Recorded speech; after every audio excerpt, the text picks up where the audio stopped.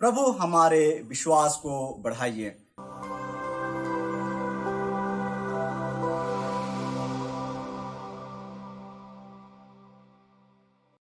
आप सबों को जय यीशु और इस दैनिक आहार कार्यक्रम में आप सभी का स्वागत है।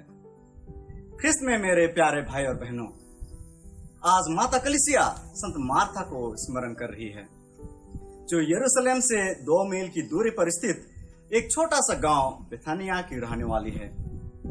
इनके भाई लाजरुस और बहन मरियम हैं।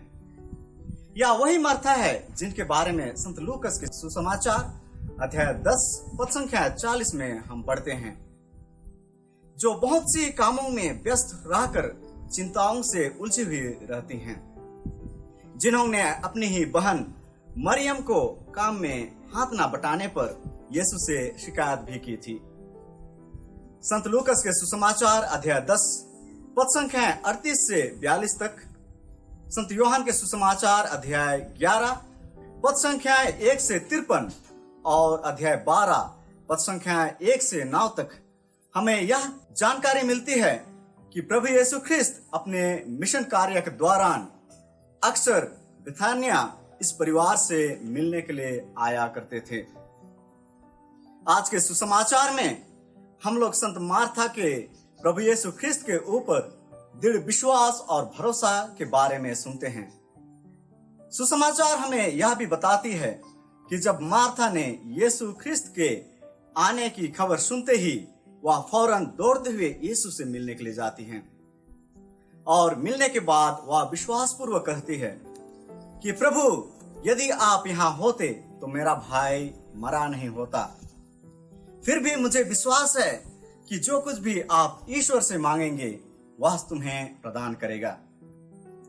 हाँ मेरे प्यारे भाई और बहनों, सुसमाचार आपको और मुझे पूर्ण विश्वास और भरोसा रखने के लिए बुलाती है, लेकिन कई बार आप और मैं इस जीवन की यात्रा में मार्था की भांति प्रतिदिन विभिन्न कार्यों में व्यस्त सांसारिक और शारीरिक चीजों के बारे में चिंतित होते हुए पाए जाते हैं, और हम लोग न केवल शारीरिक रूप से थकान महसूस करते हैं बल्कि मानसिक रूप से भी चिंतित रहते हैं।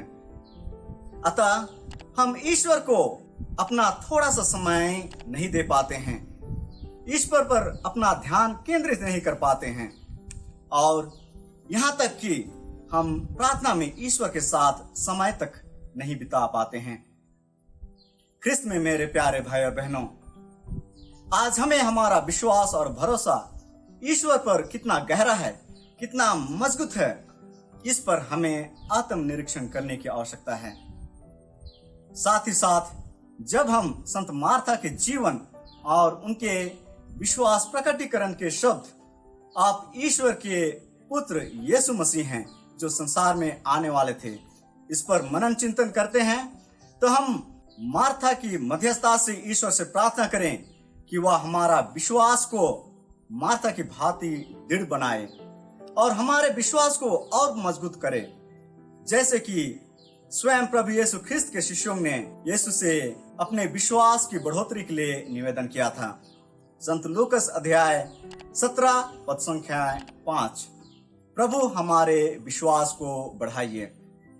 हाँ मेरे प्यारे भाई और बहनों, हम भी ईश्वर से यही प्रार्थना करें कि ईश्वर हमारे विश्वास को बढ़ाए, हमारे विश्वास को मजबूत करे, ताकि हम भी अपने जीवन के हर एक मोड़ पर मन, वचन और कर्म से अपना विश्वास और भरोसा ईश्वर पर ही रख सकें और उनके शिक्षा अनुसार अपना जीवन यापन कर सकें।